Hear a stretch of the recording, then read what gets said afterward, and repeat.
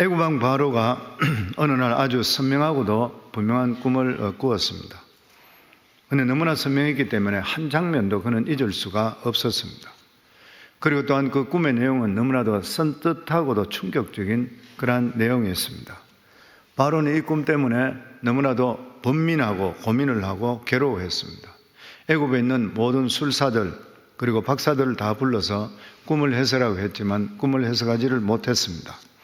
그래서 이것이 온 궁중에 퍼지게 되었고 모두들에게 큰 걱정거리가 되었습니다. 바로 이때 불현듯 바로의 술 관원장이 2년 전에 자신이 겪었던 일이 생각이 났습니다. 그는 감옥에 있을 때 히브리 소년이 자기의 꿈을 아주 명쾌하게 해석해주고 사실대로 이루어진 것을 그가 기억하게 되었습니다. 그는 즉시 왕에게 가서 자기가 있었던 이러한 일을 고하게 됐을 때 왕이 바로 요셉을 불러들였습니다.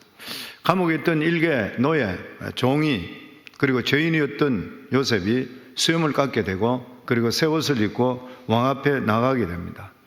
참으로 노예로 있었고 그리고 감옥에 있고 소망이 없는 이러한 사람에게 있을 수 없는 일이 벌어지게 되었던 것이요.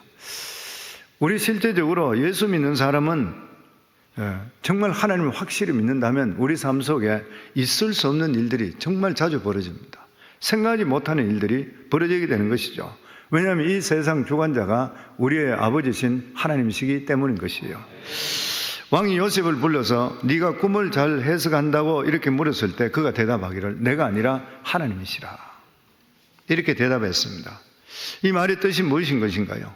역사의 주관자는 하나님이시라. 꿈에 대한 앞으로 미래에 대한 어떻게 될 것이다 여기에 대해서도 미래의 주관자도 하나님이시다. 그리고 꿈도 이루시는 분도 바로 하나님이시다. 왕인 당신을 포함해서 모든 인간의 생사복을 주장하시는 분은 여호와 하나님이시라. 그리고 또한 이 요셉이 이렇게 대답한 것은 하나님에 대한 무한한 신뢰입니다. 요셉의 기쁜 마음 속에는 무슨 일을 만나든지 간에 하나님에 대한 신뢰하는 그런 마음이 있었습니다. 요셉은 2년 이상의 이 무고한 감옥살이 하면서도 그에게 도와주는 사람 아무리 없는데도 불구하고 절망적인 상황이 있는데도 불구하고 요셉은 두려워하지 않았던 것이에요. 또 뿐만 아니라 애굽 왕이 부른다 한다 하더라도 부름받고 할 때도 그는 침착했지 흔들리지를 않았던 것입니다. 그 이유가 뭐냐면 그는 사람을 의지하는 것이 아니라 만군의 주 여호와 하나님을 의지했기 때문인 것이에요. 하나님을 신뢰하는 사람의 특징이 뭐예요? 환경에 상관없이 당당합니다. 남들에게 공연히 자기의 약한 부분을 보이면서 동정심을 유발하지 않는 것이에요. 우리가 동정을 받아야 되면 하나님께 받아야 되지 사람에게 받아서는 안 되는 것이에요. 보면 그러면서 그걸 만나게 됐을 때 바로가 꿈 이야기를 해줍니다. 첫 번째 꿈이 살찌고 아름다운 암소 7마리가 하수에 올라서 풀을 뚫고 있을 때에 곧이어 흉악하고 파리한 암소 7마리가 올라와서 이전에 있던 암소를 다 잡아먹어 버렸던 거예요. 다시 꾼 꿈도 풍성한 이삭이 쇠약하고 마른 이삭에게 먹히는 꿈이었습니다. 그래도 요셉은 그 꿈을 바로 해석해 주었습니다. 성령 받은 사람의 특징이 뭐냐면은 영적 통찰력이 있다는 것이에요. 어떤 때는 지체하고 묵상하지만 성령께서 직접적으로 그리고 즉각적으로 해석해 주는 것을 말할 때는 두려워하거나 주저하지 말아야 되는 것이에요.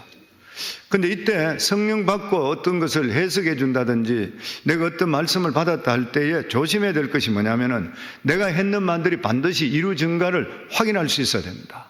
그렇지 않게 되면은 혼탁해져. 영적으로 혼탁해. 교회에서도 뭐 봤다 그러고 뭐 했다 그러고 이런 이야기들이 많아지고 확인이 되지 않게 되면 영적으로 혼탁해지는 것이죠. 요셉이 이 통찰력은 모든 것을 쉽게 단순하게 만들었습니다.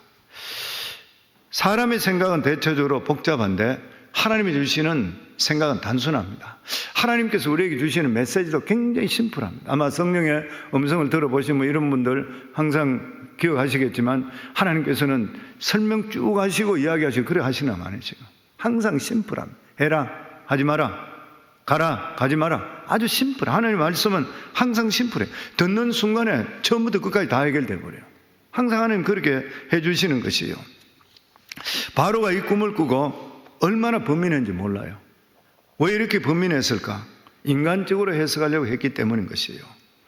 우리가 하나님 일할 때도 마찬가지입니다. 하나님 일은 본질적으로 단순한 것이에요. 하나님의 사람도 본질적으로 단순해집니다. 믿음의 사람은 복잡해지지를 않는 것이에요. 그래서 순종하는 것이에요.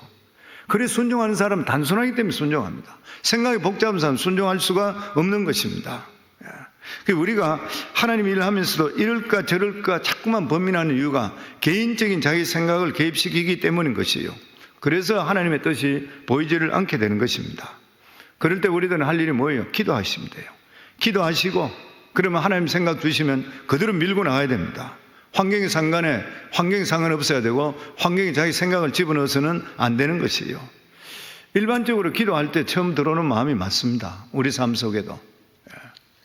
헌신을 한다든지 이럴 때도 처음에 마음속에 기도하는데 내 마음에 들어왔던 헌금을 하는 것도 마찬가지고 헌신도 맞는 거예요. 그런데 돌아와서 환경을 보면은 여러 가지가 들어오기 시작하면 망설여지기 시작합니다. 선교사로 헌신하는 것도 마찬가지라 그래요. 내가 기도하는 가운데 내가 선교사로 헌신해야 되겠다. 이게 하나님의 생각이죠. 처음에 기뻐서 내가 하나님 헌신하겠습니다. 기쁩니다. 할렐루야. 아멘. 이렇게 했는데 눈을 뜨고 보니까 복잡해지는 거예요. 가정 문제, 직장 문제, 자녀 문제 다 걸리는 것이에요. 현실적에 부딪히면서 흐려지기 시작하는 것입니다. 이것이 바로 하나님 생각의 위기인 것입니다. 그런데 요셉은 단순한 사람이었었고 그리고 정직하고 의로운 사람이었습니다. 사람 눈치 보지 않고 직접적으로 바로 직설적으로 이야기합니다. 두 개의 꿈은 하나입니다. 7소는 7년을 의미합니다.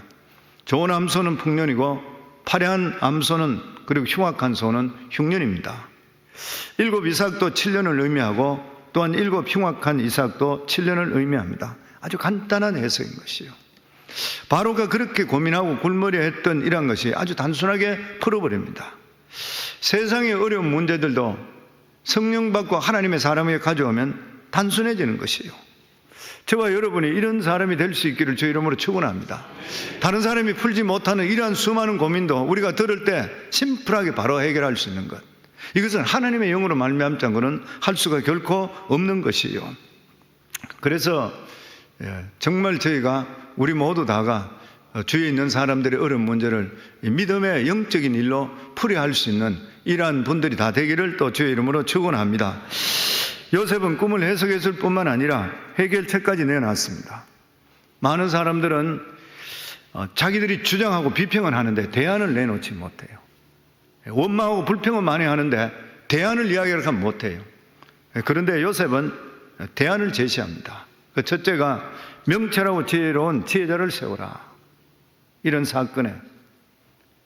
그리고 그를 통해 이 나라를 치료하게 하고 풍년과 흉년을 예비케 하라. 그리고 마지막 대안은 더 구체적입니다. 풍년일 때 국민이 사치하고 낭비하지 않게 하고 곡물을 잘 거두어 저장케 하라. 나라의 수입이 많을 때 그것을 저축하게 하라. 그리고 세금을 수입의 5분의 1로 거다 드리라. 그래서 창고를 짓고 거기다 곡식을 저장해야 한다. 그러면 아무리 흉년이 들어도 국민이 망하지 않을 것이라. 위기를 넉넉히 이길 것이라. 이 말을 들었던 왕은 너무 감격하는 거예요. 그래서 바로가 신하들에게 이르되 이와 같이 하나님의 영에 감동된 사람을 우리가 어찌 찾을 수 있겠는가. 요셉에게 이 모든 것을 하나님 보여줬으니까 너와 같이 명철하고 지혜 있는 자가 어디 있을 수 있겠나. 그러면서 바로가 이 요셉을 아주 높입니다.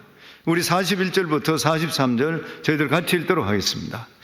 바로가 또 요셉에게 이르되 내가 너를 애굽 온 땅의 총리가 되게 하노라 하고 자기의 인장 반지를 빼어 요셉의 손에 끼우고 그에게 세마포 옷을 입히고 금사슬을 목에 메고 걸고 자기에게 있는 버금수레에 그를 태우매 무리가 그의 앞에서 소리를 지르기를 엎드리라 하더라. 바로가 그에게 애굽 전국 총리로 다스리게 하였더라. 요셉에게 자신의 인장 반지를 끼우고 세마포 옷을 끼우고 금사슬을 걸어주는 거예요. 그리고 왕의 버금가는 그러한 수레에 태워서 시내를 행진합니다. 이것은 요셉에게 전권을 주었다는 것을 모든 사람들이 인식하게 하기 위해서 그리고 요셉의 의지대로 마음껏 나라를 통치하게 만들기 위한 조치였던 것이에요. 요셉이 이렇게 행진을 마치고 돌아올 때 바로가 다시 말합니다. 44절에 보면 바로가 요셉에게 이르되 나는 바로라 애굽 온 땅에서 내 허락 없이는 수족을 놀릴 자가 없으리라 하고, 바로는 여기 친절이 여기 끝나는 것이 아닌 것이요. 요셉의 이름을 애굽식으로 다시 지어주고 제사장의 딸을 아내로 주어서 결혼하게 합니다. 그 당시에 애굽의 제사장은 일반 종교인이 아니라 가장 높은 귀족이었던 거예요. 완전 신분이 그냥 급상승해 버렸습니다. 바로는 애굽에서 가장 존귀한 귀족의 딸을 요셉의 아내로 준 것입니다. 바로가 요셉을 이렇게 특별히 대우한 것은 풀리지 않는 그의 꿈이 얼마나 그에게 심각한 문제였다는 걸 짐작할 수 있게 되는 것이요. 그는 그 꿈을 꾸면서 그렇게 번민했던 이유가 이 꿈은 보통 꿈이 아닌 것이고 생사가 달려있다 생각했던 거예요. 그런데 이 꿈을 명쾌하게 이렇게 풀어준 요셉에 대해서 자기는 생각할 때 생명의 은인이라 생각했어요. 그 진심으로 요셉에게 감사했습니다. 만일 그의 지혜 말씀이 없었더라면 실제적으로 애굽이 파국을 치닫게 되잖아요. 나중에 되면은. 그러니까 요셉이 너무나 고마울 수밖에 없는 것이에요. 그런데 그 꿈이 아직 끝난 것이 아니었던 것이에요. 꿈은 지금 계속적으로 진행되고 있고 앞으로 이루어질 일인 것이에요. 그래서 바로는 요셉이 거기에 대비할 수 있도록 꿈에 나타난 흉년 동안 자신과 자기 백성들을 살릴 수 있도록 전 실권을 그에게 주어서 힘을 실어줬습니다. 바로도 대단한 사람이라 생각해요. 바로 하나님께 사용하는 이방인들도 대단합니다. 바로도 그렇고 느부갓네살 왕도 그렇고 고레스 왕도 그렇고 이 그릇들이 틀리는 것 같아요. 보면 바로가 요셉을 올렸던 이 실제적인 이유가 뭐냐면은 그를 그 정도로 높이지 않게 되면 노예 출신이죠. 죄수 출신인 요셉의 말을 신하들이 누가 따라가겠어요? 백성들이 누가 따라갈 수 있겠는 거예요? 그러니까 이 바로는 실제적인 모든 힘을 요셉에게 다 실어줌을 통해 그 의지대로 전체를 통치해야 되는데 의지대로 통치하게 만들어 주는 것입니다. 바로 이러한 넘치는 친절에 대해서 요셉이 보였던 반응은 두 가지입니다. 하나는 자신의 일에 더욱더 열심히 하는 것. 요셉은 총리로 임명되자마자 자기 임무를 실행하기 위해서 바로 순찰을 갑니다. 45절에 보면 그가 요셉의 이름을 사브낫 바네아라 하고 또 온의 제사장 보디벨라 딸 아스낫을 그에게 주어 아내로 삼게 하니라. 요셉이 나가 애굽 온 땅을 순찰하니라. 바로 임명되자마자 순찰합니다. 그리고 또 다른 하나가 뭐냐면은 나중에 나오는 이야기인데 자기 아내가 흉년이 오기 전에 낳는 두 아들의 이름을 지은 것이에요. 하나는 므낫세고 하나는 에브라임입니다. 요셉의 큰아들 이 므낫세라 지었는데 므낫세라는 뜻이 뭐냐면 잊는다는 뜻이에요. 그리고 에브라임이라는 뜻이 뭐냐면 결실한다는 그러한 뜻입니다. 이것을 볼 때에 요셉이 결혼해서 첫 아들 낳기까지 애굽이 얼마나 생소하게 느껴졌으며 가나안에 자기 집을 잊지 못한 것을 알 수 있게 되는 것이에요. 그는 형들한테 배신당하고 그리고 감옥과 그리고 또한 보디발 부인을 통해서 음해를 입고 여러 가지 어려운 일들을 많이 당했습니다. 이것이 자기에게는 굉장히 짐이 되고 실제적으로 어려웠던 것이에요. 그런데 이것을 자기가 모든 것을 가지면서 어려웠던 것을 므낫세를 낳으면서 다 잊어버린다는 거예요. 이제 다 잊어버린다. 그리고 큰아들을 낳았을 때는 나는 잊어버린다. 둘째 아들 낳았을 때는 이제는 본격적으로 애굽에서 열매 맺는 삶을 살 것이라. 그래서 결실한다. 그런 뜻이에요.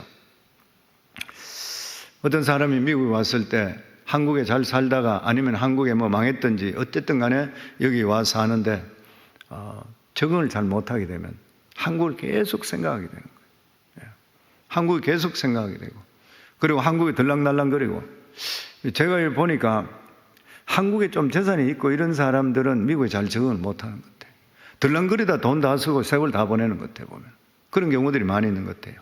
아예 깡거리 없어지고 여기 오게 되면 여기다 마음을 잘 붙이는데 그래서 왔다 갔다 하다가 나중에 가서 내가 이래서 안 되겠구나. 내가 여기서 이제 정착해야지. 아이들도 있고 뭐도 있고 다 하니까 내가 해야지. 이러면서 여기서 정착합니다. 그런 마음이 나한테 드는 것이에요. 지금 똑같은 그런 마음이라 그래 생각합니다. 그리고 요셉은 이 바로의 친절이 개인적인 친절이라 생각하지를 않았던 것이에요.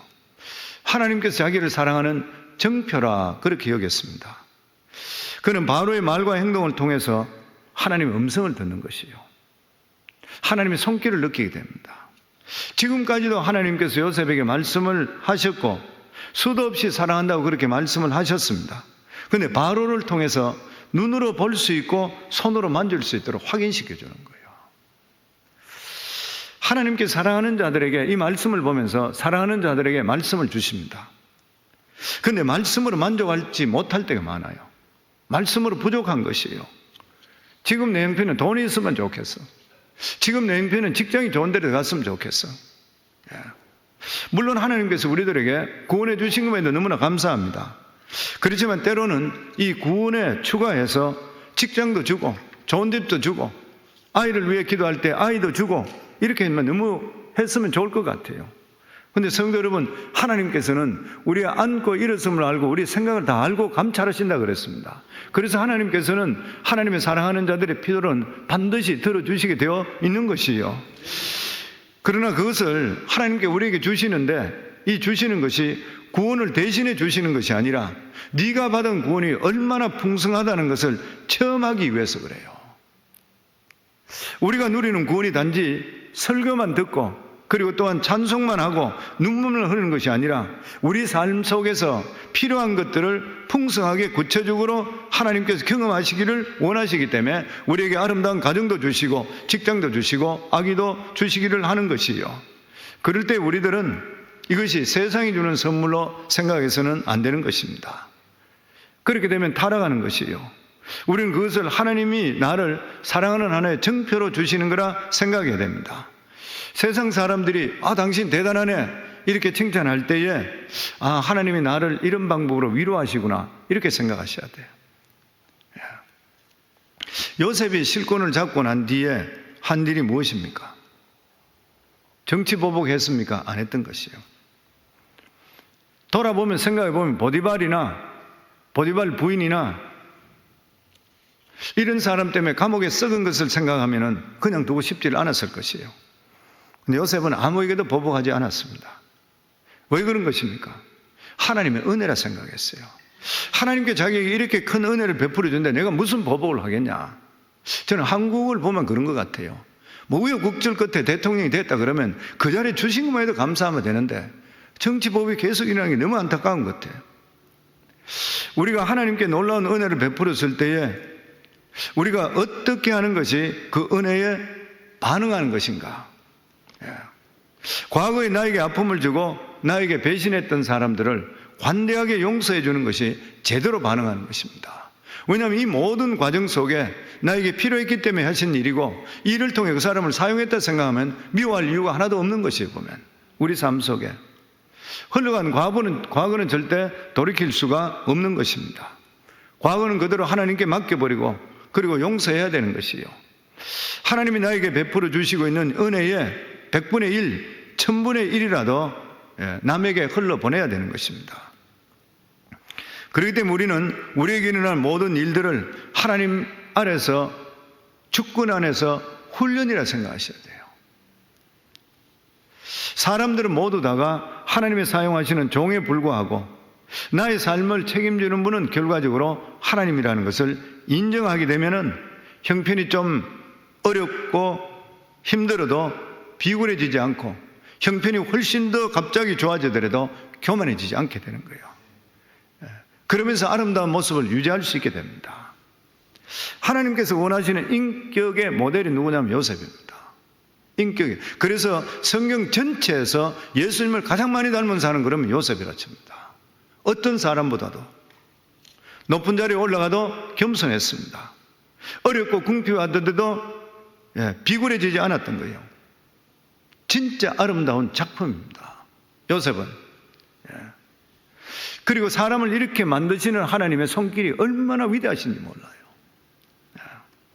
하나님은 형편없는 흙덩이를 빚어가지고 진짜 멋진 작품을 만드는 거예요.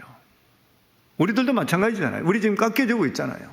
목회자인 저도 마찬가지고 부정하게 많은데 깎여지고 있어요. 계속적으로 깎여지는 거예요. 완벽하기는 이 세상 삶에서는 완벽할 사람 아무도 없습니다. 그런데도 불구하고 하나님께서는 우리가 믿음을 가지게 되고 하나님 말씀 안에 있게 되고 이렇게 되면 우리를 깎으시기 시작하는 것이에요. 그리고 하나님이 주시는 이 귀한 것들을 우리 누리며 살아갈 수 있어야 됩니다. 베풀며 살아갈 수 있어야 되는 것이고 주위 상황이 많이 좋아져서 좋은 일 있고, 좋은 옷 입고 좋은 대접 받을 때, 거기에 대해서도 어떤 사람들은 내가 이러면 안 된다, 이러면 내가 타락한다, 내가 죄수복을 다시 입고 돌아가야 된다, 애써 뿌리칠 필요 없어. 제가 그런 분 봤어요. 옛날에 제가 회계사로 있을 때 보니까 교회 장로님이라 한데도 불구하고 이분은 계속 얼굴에 내천자를 그리고 기쁨이 얼굴에 하나도 없고, 잘 사는 게 자기한테는 이게 죄라고 생각해. 근데 우리 그럴 필요 없습니다. 하나님께 잘되게 하실 때는 하나님께 나에게 이렇게 위로하시구나, 하나님 감사합니다, 그리고 베풀어 주신 것들을 나만 갖는 것이 아니라 주위 사람, 어려운 사람들에게 베풀 수 있는 그런 삶을 살면 되는 것이요. 하나님께서는 자기 백성들이 정말 훈련시킨 후에 세상에 복귀할 때 불시착하지 않기 위해서는 우리가 끝까지 무슨 일이든지 하나님을 바라볼 수 있어야 되는 것이요.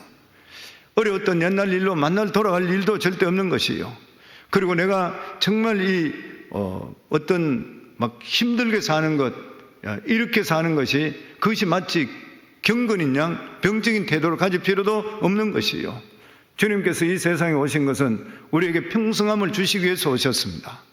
요한복음 10장 10절에다 보면 도둑이 오는 것은 도둑질하고 죽이고 멸망시키는 것뿐이요 내가 온 것은 양으로 생명을 얻게 하고 더 풍성히 얻게 하렵니다. 예수님이 오신 것이 풍성하게 얻게 하기 위해서래요. 우리 삶에. 사람들 중에 똑같이 고급차를 타면서도 하나님의 은혜를 누리는 사람이 있는가 하면은 죄를 짓는 사람이 있고, 똑같은 좋은 집에 살면서도 그것을 누리는 사람이 있는 반면에 죄를 짓는 사람이 있습니다. 그 차이가 어디에 있는 것이요? 이 좋은 차, 이 좋은 집 어디서 왔는가에 대한 생각이 근본적으로 다른 데 오기 때문인 것입니다. 나에게 주어진 것은 하나님의 구체적인 사랑의 확인으로 생각하는 사람은 부요하면서도 당당해지는 것이요. 그러나 그것을 하나님의 선물이라 생각하지 않고 이 세상에 자기 힘으로 얻은 것이라 생각하는 사람은 상대적인 빈곤감 속에 인색해질 수밖에 없는 것입니다. 이 세상에 있는 모든 것을 주님이 주신다는 것을 인정하며 그것이 나에게 주어지면 하나님의 선물이라 생각하고 감사하게 받고, 주지 않으셔도 나를 사랑하시기 때문에 나를 사랑하기 때문에 주지 않는다는 것을 믿게 될 때에 우리의 상황은 형편과 상관없이 아름다운 삶을 살 수 있습니다. 범사의 어떤 처지에 처해져더라도 우리는 죄짓지 않고 하나님께 감사할 수 있는 그런 삶을 살아갈 수 있게 되는 것이에요.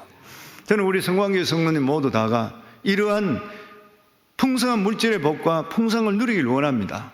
그런데 이렇게 주시는 것들을 통해 하나님이 기뻐하시는 일로 많이 나눠줄 수 있는 그런 삶을 살고 또 그것을 누릴 수 있기 바랍니다. 물론 사치하고 이렇게 하는 것은 그것은 죄를 짓는 일이겠지만 그것은 자기 신앙적으로 바로 서면 되는 그런 일이고, 그렇지만 내가 어렵게 살고 가난하게 살고 이런 것들이 믿음이라 착각해서 안 돼. 왜 그러냐면 옛날에 제가 모시고 있던 담임 목사님 중에 그런 분이 있었어요. 아주 공부도 많이 하시고 아주 인품도 좋으시고 사람이 참 착하고 이런 분인데 이 신학이 잘못 들어가는 바람에 이분은 물질에 대해서 죄의식을 가지고 있는 거예요. 그리고 자기가 살 때 너무 가난하게 살아서 돈 있고 이런 사람을 대해서 굉장히 죄악시 생각하는 거예요.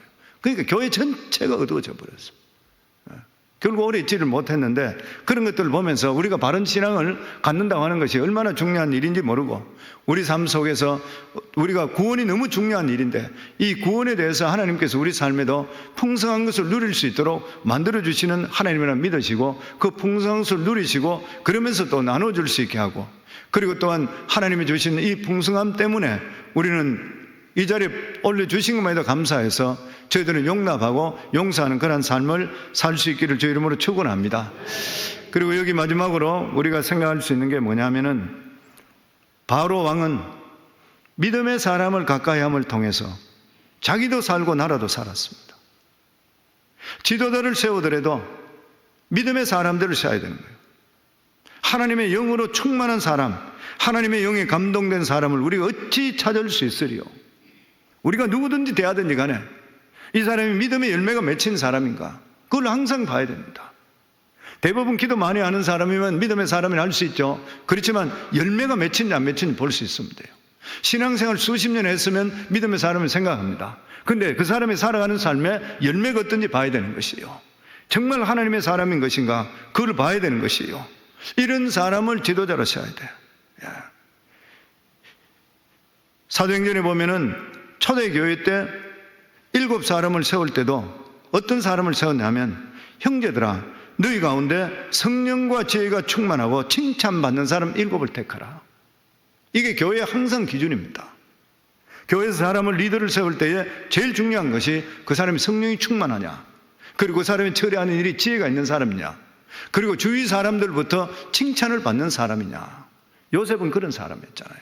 요셉이 이런 사람을 이 바로 왕이 보고 나서 설명하는 걸 들으면서 마음에 얼마나 감격했기 때문에 그 자리에서 이렇게 만들어져 버렸어요.